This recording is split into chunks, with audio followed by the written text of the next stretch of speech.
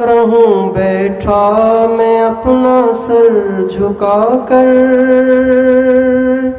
سرور ایسا عطا کر دل بدل دے۔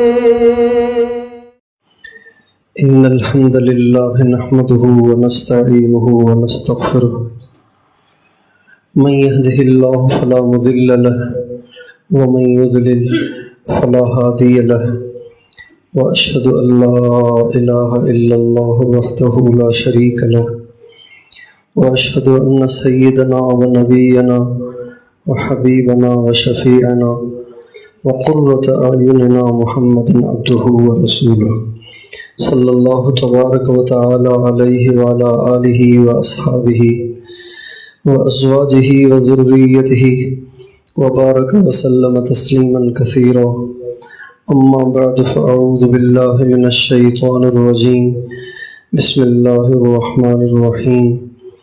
ولو ان اہل القری آمنوا واتقوا لفتحنا علیہم برکات من السماء والارض۔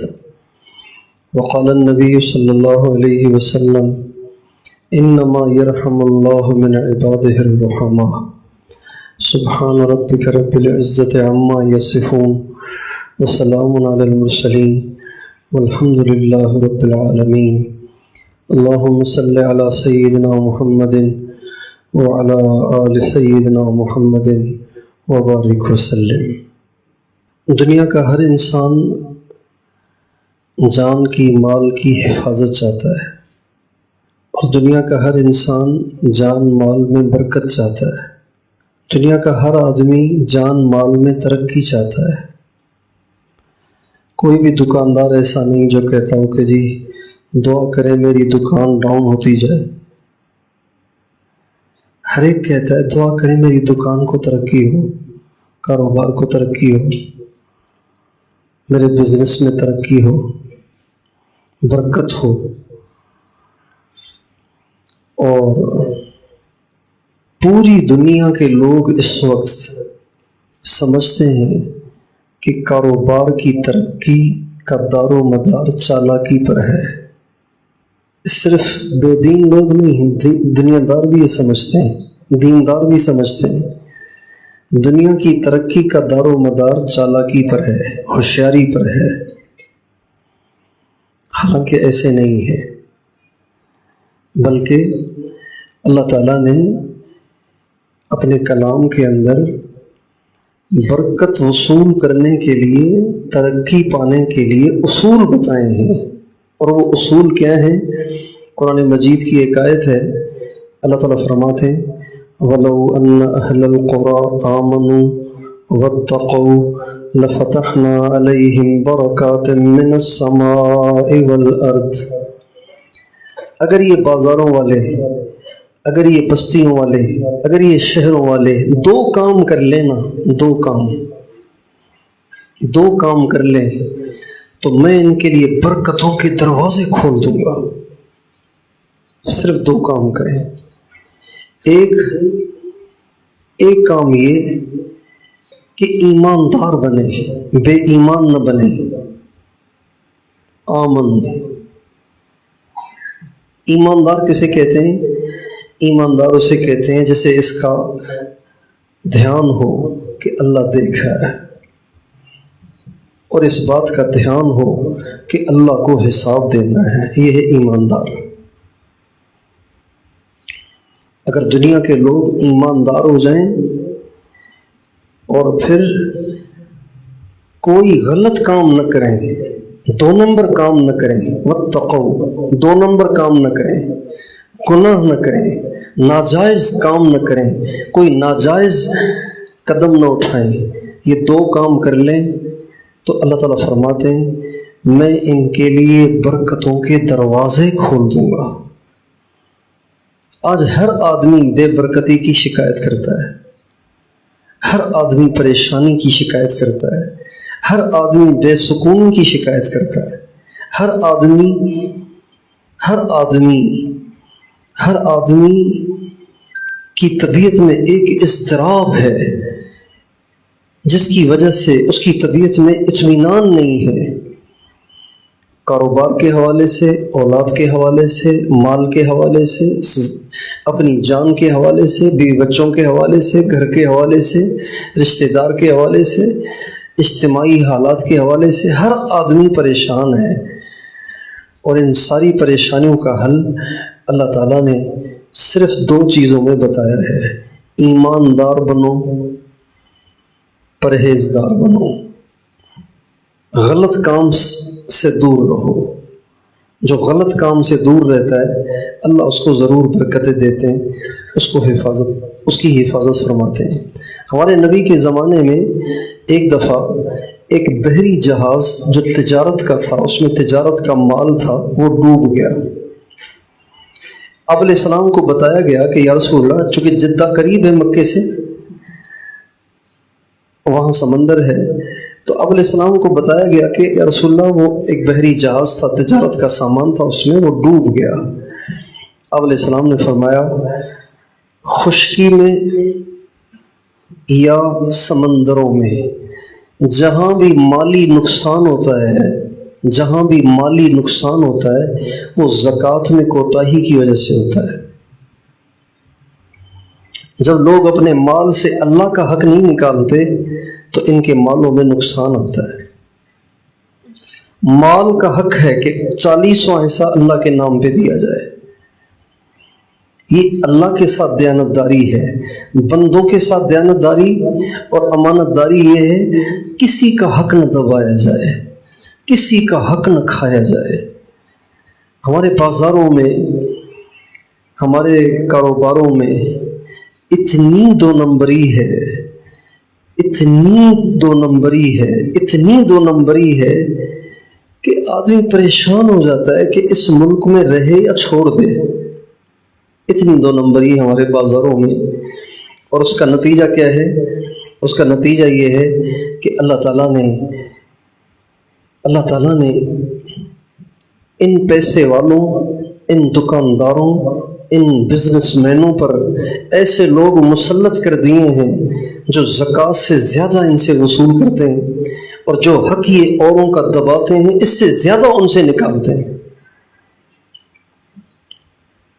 نبی کریم صلی اللہ علیہ وسلم کا ارشاد ہے جب میری امت زکوٰۃ کو ٹیکس سمجھے گی تو اللہ تعالیٰ کے عذاب ایسے آئیں گے جیسے تسبیح کے دانے ٹوٹ گئے ہوں، تسبیح ٹوٹ گئی ہو اور دانے دھڑا دھڑ گر رہے ہوں، اس طرح ان پہ اللہ کے عذاب آئیں گے۔ مہنگائی کا عذاب آئے گا، بارشیں بند ہو جائیں گی، مال میں تنگی ہوگی، چیزوں کی شارٹیج ہو جائے گی جب یہ زکوٰۃ ادا نہیں کریں گے۔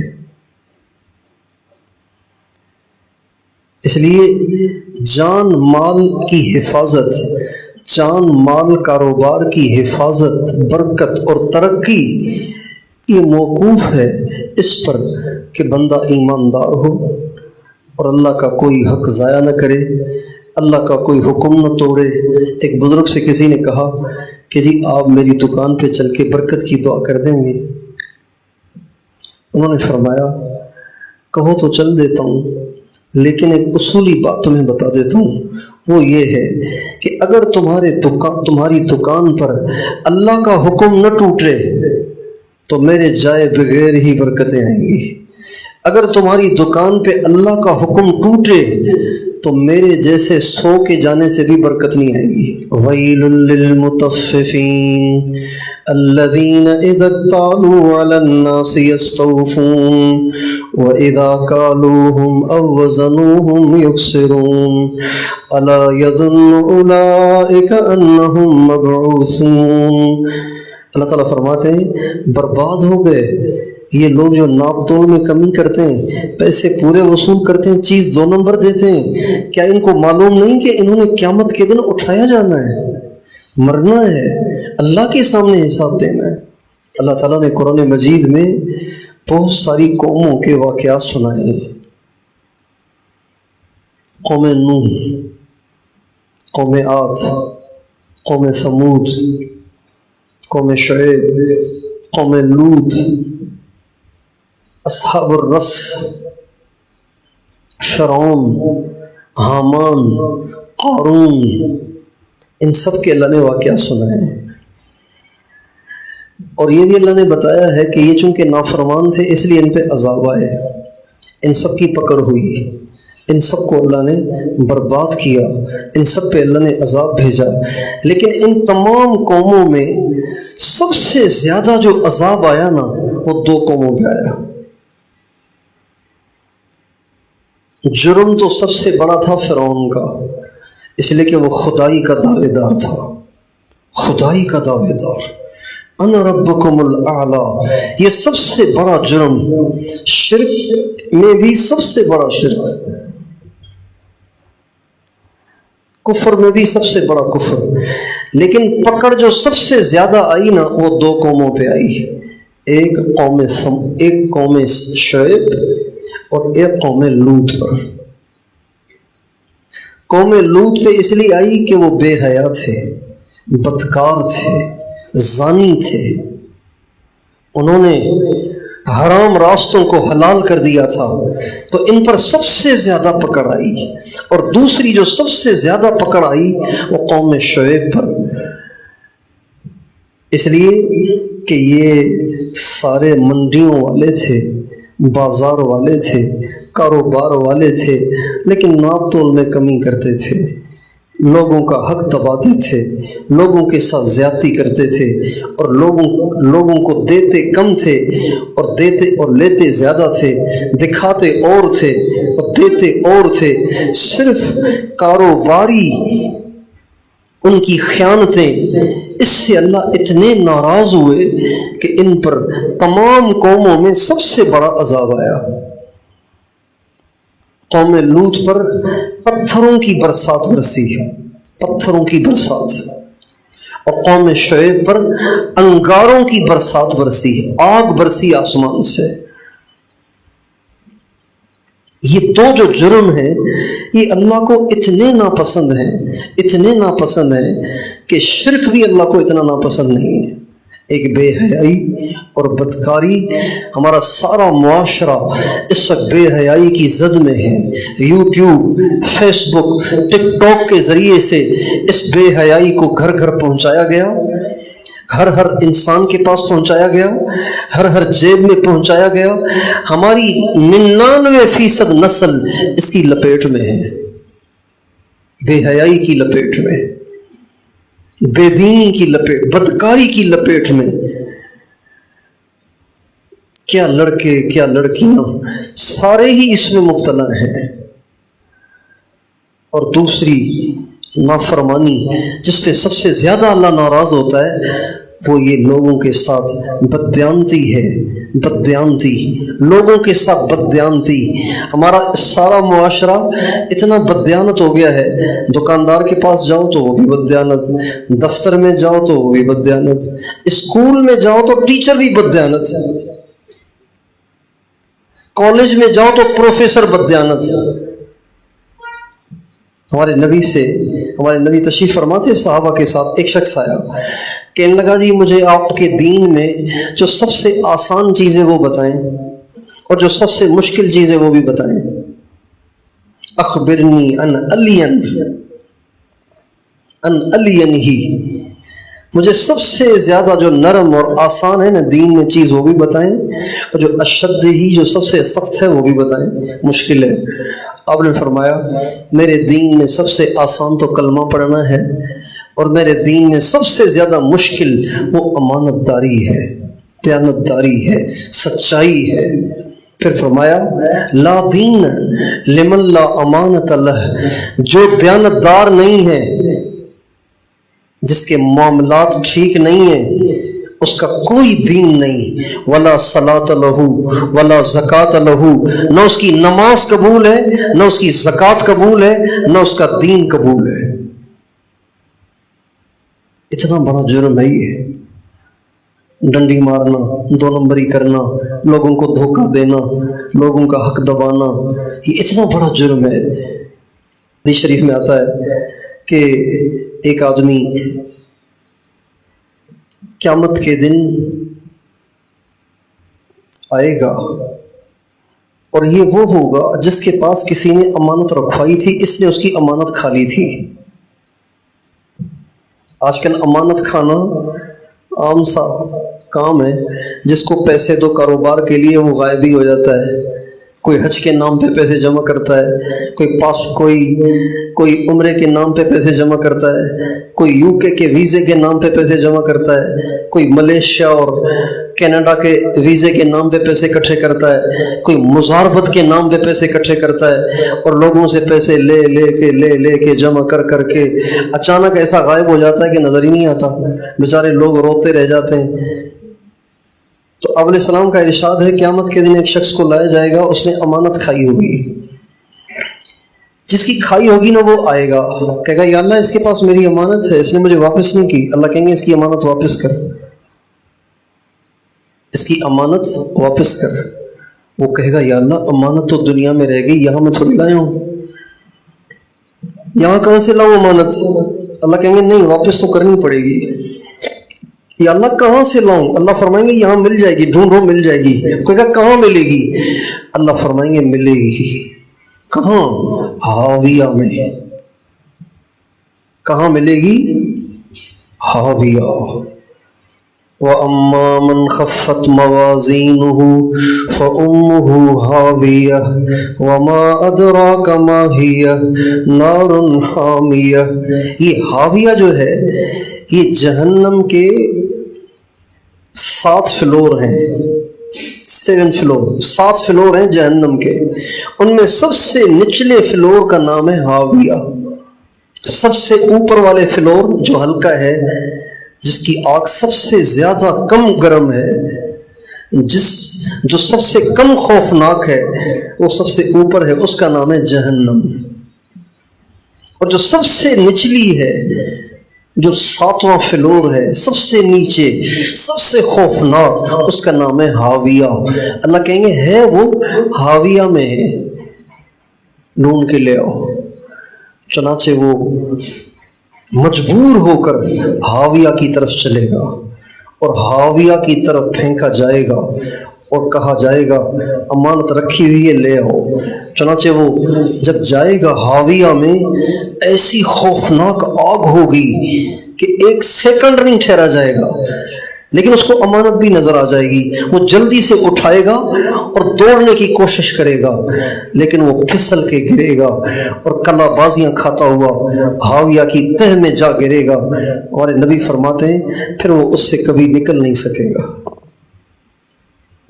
اوروں کا حق کھانا، اوروں کا حق دبانا۔ ایک آدمی 5 کلو چیز لے رہا ہے، آپ نے چٹکی سی اس کو کم دی ہے، تو یہ چٹکی دینے کے لیے ہاویہ میں جانا پڑے گا۔ ایک آدمی نے آپ سے 7 میٹر کپڑا لیا ہے، آپ نے اس سے 1 انچ کم دیا ہے، اس 1 انچ کو دینے کے لیے ہاویہ میں جانا پڑے گا۔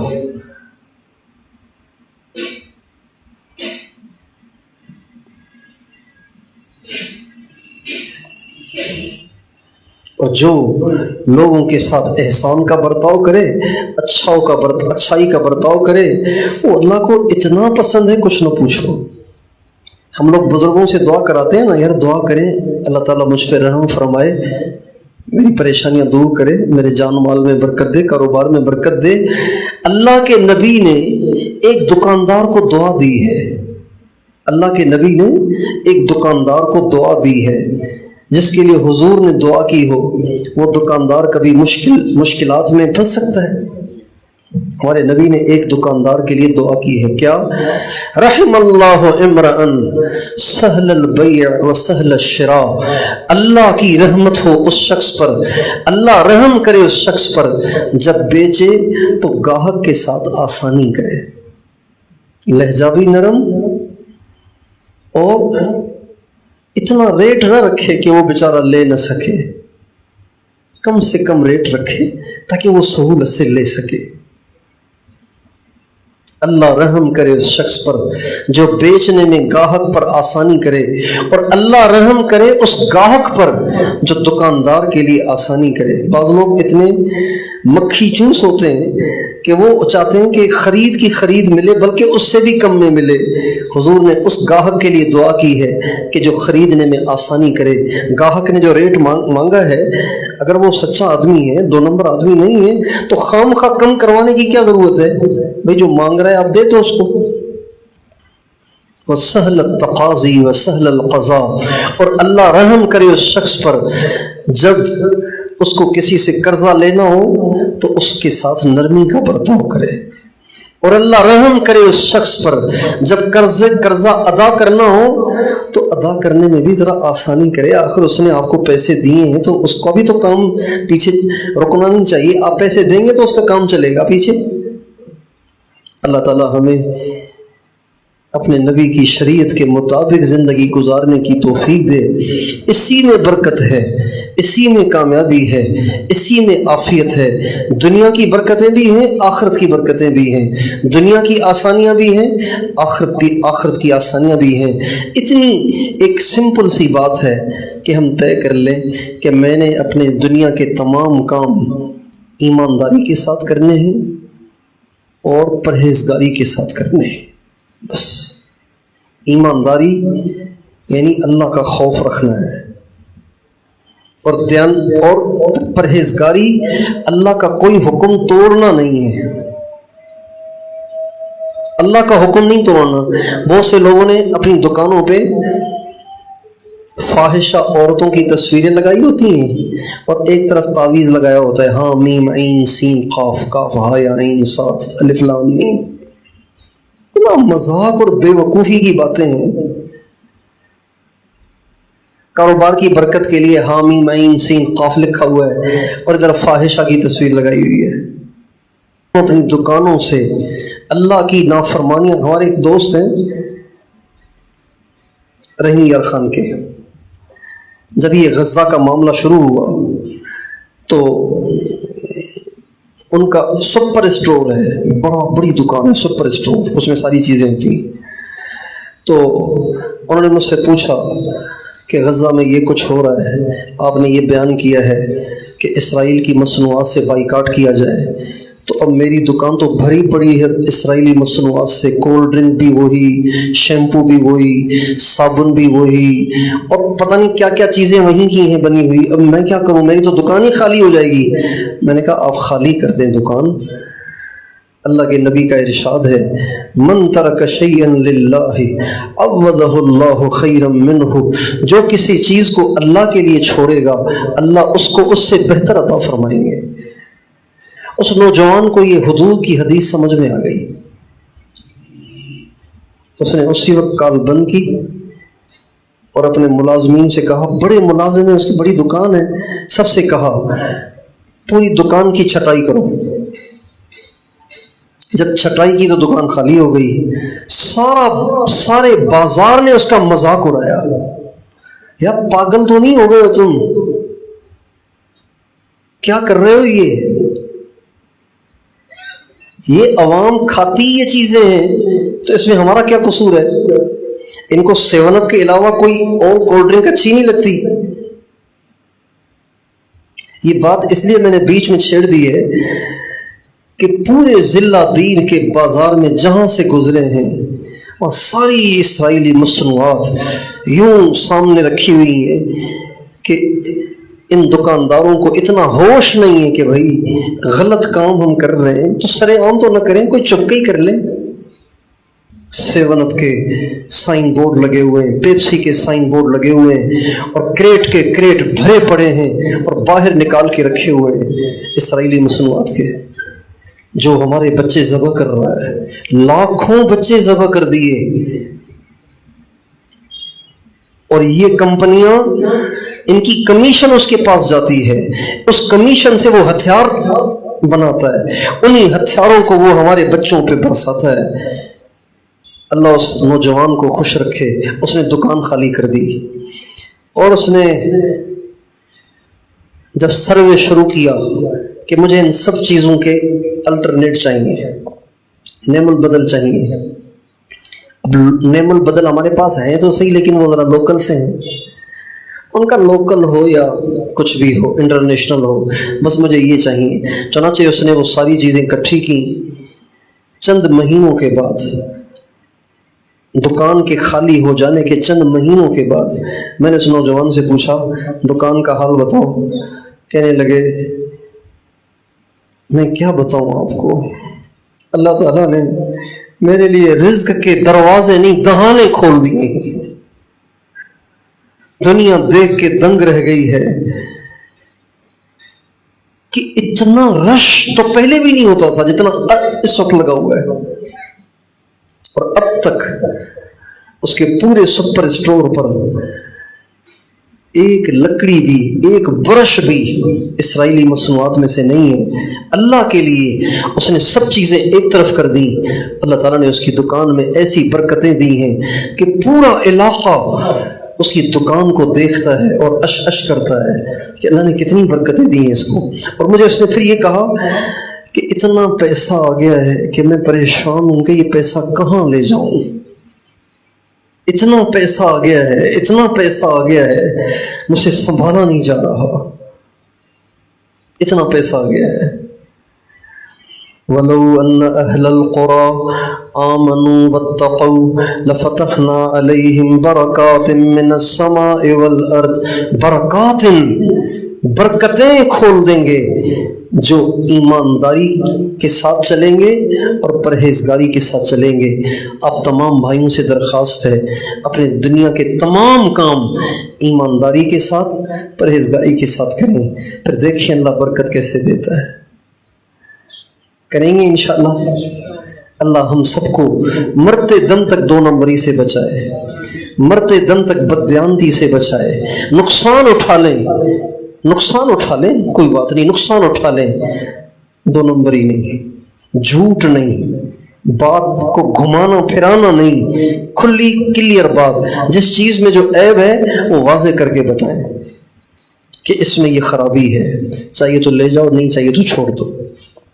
جب مسلمان ایماندار تھا، جب مسلمان پرہیزگار تھا، اس کے کاروبار کو دیکھ کے لوگ مسلمان ہوتے تھے۔